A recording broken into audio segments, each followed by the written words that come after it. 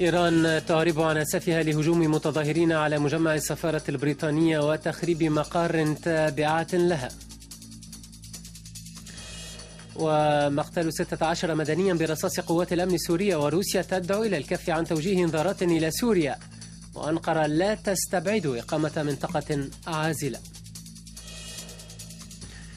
والعاهل المغربي يعين زعيم حزب العدالة والتنمية الإسلامي عبد الإله بن كيران رئيسا للوزراء ويكلفه بتشكيل الحكومة. أهلا بكم من جديد. أثار الهجوم الذي تعرضت له السفارة البريطانية في طهران تنديدا دوليا عارما، ودان مجلس الأمن الدولي بأشد العبارات هذا الهجوم، فيما أبدت طهران أسفها له. الموت للمملكة المتحدة وأمريكا وإسرائيل، شعار رفعته جموع من الطلاب المتشددين الغاضبين أمام السفارة البريطانية في طهران. المتظاهرون اقتحموا السفارة ورفعوا الرايات الإيرانية قبل أن ينزلوا العلم البريطاني ويحرقوه. هذه الأحداث تأتي ردا على العقوبات المالية الأخيرة التي فرضتها لندن على إيران بسبب برنامجها النووي. يجب أن يغادروا إيران كما غادرها الأمريكيون قبل 30 عاما ويتركوا هذا المكان، إنهم جواسيس. وكالة فارس شبه الرسمية في إيران نقلت أن رجال الشرطة اشتبكوا مع المحتجين، وأن عددا منهم جرح قبل أن تتمكن من تحرير عدد من الموظفين في السفارة الواقعة وسط طهران. المحتجون اقتحموا مكاتب السفارة وعبثوا بوثائقها بعد أن ألقوا بزجاجات حارقة داخلها. الحكومة البريطانية حثت إيران على التحرك لحماية سفارتها، طالبة من رعاياها المكوث في منازلهم. وقالت موسكو إن اقتحام السفارة البريطانية في طهران يستحق الإدانة ويتنافى مع قواعد القانون الدولي. فرنسا وبريطانيا والولايات المتحدة دانت الهجوم، فيما نفى مسؤولون إيرانيون أن تكون الأعمال من تدبير الحكومة الإيرانية. طهران التي أسفت للحادثة أوصى برلمانها بخفض التمثيل الدبلوماسي الإيراني في بريطانيا إلى أقل مستوى قبل أيام. عبر وزير الخارجية التركي عن استعداد أنقرة لإقامة مناطق عازلة بهدف احتواء أي تدفق للاجئين، في حين قالت موسكو أن الوقت قد حان لوقف توجيه انذارات لدمشق وإيجاد تسوية سلمية للنزاع. ميدانيا أيضا أفادت مصادر حقوقية بمقتل 16 مدنيا برصاص قوات الأمن السورية، 11 منهم في مدينة حمص. حاجز باب الدريب 29/11/2011. حواجز أمنية، نقاط تفتيش واعتقالات تعسفية. حمص لا تزال تشهد أكبر حملات القمع في سوريا منذ بداية الاحتجاجات. باب عمرو التي تقصف منذ أكثر من شهر لا تزال تدوي في أنحائها طلقات رصاص قوات الأمن. في المناطق التي لم يطلها القصف والتي غابت عنها قوات الأمن، نزل الأهالي إلى الساحات مرددين دعمهم لحمص.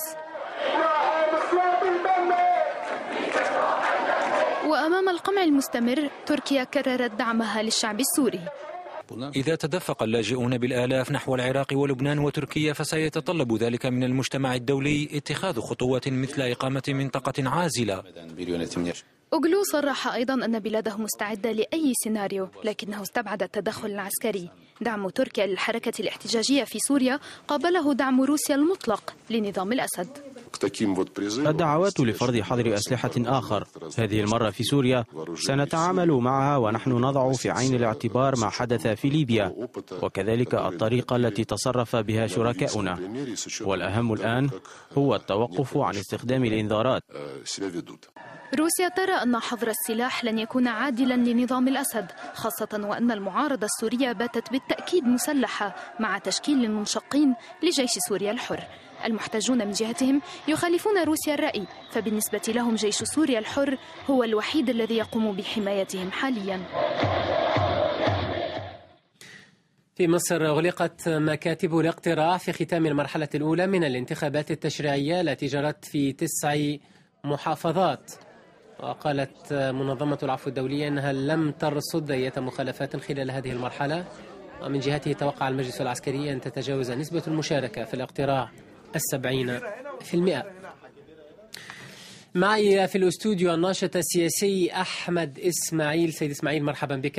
أهلا بك. المرحلة الأولى من هذه الانتخابات التشريعية وقد تمت بسلام ودون مشاكل تذكر، كيف تابعتها أنت؟ تابعتها، بس كان في مشاكل.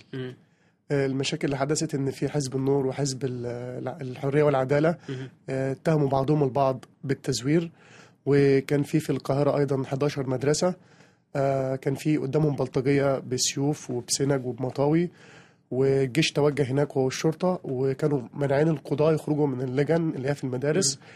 خرجوا 5 وباقي 6 حتى الآن. ولكن ربما السيناريو الكارثي الذي كان متوقعا خلال هذا اليوم الانتخابي لم يحدث، ومر كل شيء بسلام، حتى لا نقلل من أهمية ومن نجاح هذا اليوم الانتخابي الذي اعتبره المجلس العسكري يوم عيد بالنسبة للمصريين. هو مسار تاني، يعني الثوار راحوا انتخبوا، والمسار الرئيسي اللي هو بنطالب بيه ان السلطة تتسلم للمدنيين، ده مسار آخر. فالثوار ذهبوا للتصويت من مبدأ يعني الديمقراطية الجديدة بعد الثورة، أو سموه برلمان الثورة، بس ده مسار غير المسار الأول اللي هو، والاعتصام موجود إن شاء الله في مليونيات جمعة الجاية. والاثنان متوازيان حتى نتدرج في النقاش. يعني ثمة انتقادات لاذعة من قلب ميدان التحرير للإخوان المسلمين، ونتائج نتائج هذه المرحلة الأولى من الانتخابات التشريعية تعلن الأربعاء. هل تتوقع أنت فوز الإخوان؟ هو الإخوان اللي خسرت شعبية في الاحتجاجات الأخيرة اللي حصلت في الميدان، بس دايما طبيعة المصري دايما بيتجه ناحية الدين شوية، لأن المفهوم المدنية لعب عليه الإخوان بعد الثورة، إن عكسها علمانية. للأسف الشديد المفهوم ده كان خاطئ، وصلوه المصريين بمفهوم خاطئ، ما فهمهمش إن المدنية عكسها عسكرية، فهموهم إن المدنية عكسها علمانية، أو العسكرية المدنية عكسها علمانية، أو المدنية بتعني العلمانية، مش بتعني إن هي تكون عكس العسكرية. المدنية هي أن تكون علماني، أن تكون مدني، بمعنى أن تكون علماني، أن تكون علماني. والضد هو العسكر. فكسبوا شعبية من الشارع في الموضوع ده، وبان في الاستفتاء في مارس اللي فات. زخم ميدان التحرير، لا أحد ينكر أنه تراجع. هل هذه التهدئة تعزى ربما إلى سير الانتخابات في يومها الأول وفي مرحلتها الأولى بشكل طيب؟ أنا قلت لحضرتك هو الميدان فاضي عشان الشباب أو الثوار عامة اتجهوا إن هم ينتخبوا، وراجعين تاني إن شاء الله، لأن هو المطلب واضح وصريح، والمعركة اللي الشعب قررها بينه وبين السلطة العسكرية إن إحنا عايزين سلطة مدنية مش عسكرية. المتبقي الآن في ميدان التحرير هو مواجهات بالعصي، الحجارة بين عدد من المتظاهرين وأصحاب المحلات. يعني كيف ترقب أنت هذا؟ والله هو دايما أي عنف بيجي ضد المتظاهرين أنا بسميه هو بيجي من نظام مبارك، عشان المتظاهرين أو المعتصمين وجودهم في الميدان بشكل خطر على النظام الموجود. نظام مبارك لم يتغير. وكنت عايز أعقب على رئيس اللجنة العليا للانتخابات. هو رئيس اللجنة العليا للانتخابات 2005، وهو رئيس اللجنة العليا لانتخابات 2010، ولم يسأل ولم يحاسب. واضح. يقال إن هذه العملية الانتخابية التي ستطول على 3 مراحل ثمة مخاطر ربما يمكن أن تنطوي عليها، مخاطر أمنية خاصة في المناطق الريفية والنائية. هل تشاطر أنت هذا الرأي؟ هو بالاختصار 2010 هتتكرر. بمعنى أن التزوير اللي حدث في 2010، وأن في مجموعة بتبقى قادرة على أن هي تدخل وتخترق الصناديق وتعبي لأعضائها، هتتكرر. وبرضه لصالح من هذه المرة؟ لصالح سابقا كنا نعرف لصالح من؟ لصالح الفلول اللي في الفردي وفي أحزاب برضه لبست عباءة الثورة، وهم فلول ومعروفين للجميع. يعني مسبقا تتوقع أن يتم تزوير هذه الانتخابات؟ والانتخابات اللي بالبريد للمصريين اللي بالخارج. أنا عندي تعقيب بس على المصريين اللي بالخارج عشان دي مهمة جدا. اولا الإقرار اللي هو بيمضي عليه بيحط الانتخاب اللي هو انتخبه، بيحط الإقرار اللي بيمضي عليه في ظرف تاني، يعني بيقفل الظرف اللي هو عمل فيه التصويت، وممكن صوته يتغير خالص، والإقرار اللي هو حطه هيرمي الظرف التاني اللي فيه التصويت ويحط التصويت لحد تاني، والظرف اللي هو فيه الإقرار حطه في ظرف تاني أبيض ومش مكتوب عليه حاجة. فواضحة جدا. والفيديوهات على الفيسبوك كثيرة. ما هو أنا لسه مرحلة تانية إن شاء الله. وكنت عايز أتكلم على حاجة للأسف الشديد يعني خذلت شباب كتير، ان هم منعوا المهاجرين غير الشرعيين، اللي انا يعني انا ضد الموضوع ده. المقيمين بطريقه غير قانونيه. ربما انا ضد كلمه مهاجرين غير شرعيين. هم مهجرين وليس مهاجرين. لم تحاسب نظام هجر هؤلاء الشباب، وهؤلاء الشباب ساعدوا في اقتصاد ودعم البلد في ظل ان النظام كان بعيد تماما عن هؤلاء. ليس لديهم الحق في التصويت. واعتقد ان في اوروبا وفي امريكا وفي الخليج يعني بالذات في اوروبا وامريكا 90% من اللي موجودين مصريين في اوروبا وامريكا ما عندهمش اقامه شرعيه، وال10% هم اللي عندهم اقامه شرعيه. وده يعني عمل يعني قرار غير شريف من رئيس المحكمة اللي أصدر القرار ده، لأنه سلب منهم الوطنية بتاعتهم. أشكرك، وسنتابع معك ومع ضيوفنا دائما آخر مستجدات الوضع في مصر والحملة الانتخابية والاقتراع. أشكرك جزيل الشكر الناشط السياسي أحمد إسماعيل. كلف العاهل المغربي الملك محمد السادس عبد الإله بن كيران زعيم حزب العدالة والتنمية الفائزة في الانتخابات التشريعية بتشكيل الحكومة الجديدة.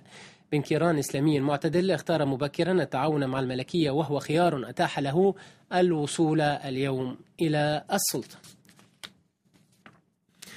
معي الآن من جنوبي المغرب من مدينة طنطان شرف الدين زين العابدين الإعلامي والمرشح السابق للانتخابات التشريعية عن حزب التقدم والاشتراكية. سيدي الكريم مرحبا بك. يعني لديك ربما تحفظات على نتائج هذه الانتخابات، حيث أنت هل هي انتقادات من خسر الانتخابات؟ لا، طبعا يجب الاعتراف أولا أنه عموما قد مرت هذه الانتخابات في أغلب المدن المغربية في أجواء ديمقراطية، إلا أن هذه المدينة التي ترشحت بها باسم حزب التقدم الاشتراكية ظلت مع الأسف خارج هذا السياق الديمقراطي، حيث لم تعكس سلامة المناخ العام الذي جرت فيه الانتخابات. كان بودنا أن يكون النزال شريفا، وأن يتم التباري على البرامج وعلى ما تقدمه هذه الأحزاب، إلا أننا سجلنا بقلق شديد وبأسف استمرار آفة المتاجرة في الأصوات والاستعمال الكثيف للمال في شراء الذمم واستمالة الناخبين بالعطايا والوعود. وطبعا في بعض المناطق كان هناك توظيف غير مشروع لإمكانيات الدولة والجماعات. هل رفعتم كل هذه الملاحظات إلى السلطات المعنية أم لا؟ طبعا يجب أن أقول أيضا في هذا الإطار أنه جميع القوى الحية في هذه المدينة قد نظمت بالأمس مسيرة احتجاجية يعني تندد بهذه النتائج، ونظم جميع وكلاء اللوائح في المدينة ندوة صحفية في نفس الإطار. وطبعا نحن سنتخذ جميع الإجراءات القانونية. الدستور الجديد يتيح لنا فرصة نقد هذه النتيجة أمام المحكمة الدستورية، وما نحن بصدد فعله الآن. كنا نتمنى أن تكون مدينة طنطان في صلب هذا التغيير الذي تعرفه البلاد الآن. سيد زين العابدين، يعني كإعلامي أيضا، كيف تابعت فوز العدالة والتنمية، وما هو المطلوب ربما من الحكومة المقبلة؟ طبعا فوز العدالة والتنمية يجب الاعتراف بأنه كان منتظرا بالنظر إلى قوة هذا الحزب وموقعه في المعارضة طيلة سنوات. يجب الاعتراف بأنه كان يشتغل بجد، وكان قريبا من معاناة ومن تطلعات الشعب المغربي. فنجاحه ليس يعني ننظر إليه ليس باستغراب. طبعا أيضا هناك رغبة العديد من الناخبين ومن المواطنين المغاربة في تجربته ووضعه على محك السلطة والقرار. كذلك هناك رغبة في التغيير بعد الحراك الذي عرفته المنطقة العربية. أيضا يجب أن نقول أو أن نؤكد أن بعض الممارسات غير المقبولة من طرف بعض الفاعلين السياسيين خلال الفترة الماضية أدت إلى العديد من المواطنين أن يصوتوا تصويتا انتقاميا، يعني لصالح العدالة. التصويت ما يعبر عنه أيضا بالتصويت العقابي، ولكن ما المطلوب برأيك من الحكومة المقبلة باختصار شديد سيد زين العابدين؟ طبعا أظن بأنه أولا كما هو معلوم فقد تم تكليف البلاد كيران بتشكيل الحكومة. يجب أن تشكل حكومة قوية. أظن بأن التحالف الممكن في رأيي وفي اعتقادي هو إلى جانب الكتلة نظرا إلى القرب في البرامج. يجب أن تشكل حكومة قوية تمكن أن تستجيب إلى تطلعات وانتظارات الشعب المغربي والتي ليست بالهينة، ويمكن أن تكون هذه الحكومة فارقة عهد وبداية عهد جديد. أشكرك. شكرا. أشكرك جزيل الشكر من جنوبي المغرب من مدينة طنطان شرف الدين زين العابدين الإعلامي والمرشح السابق للانتخابات التشريعية عن حزب التقدم والاشتراكية. ختام النشرة مشاهدينا الكرام، شكرا وإلى اللقاء.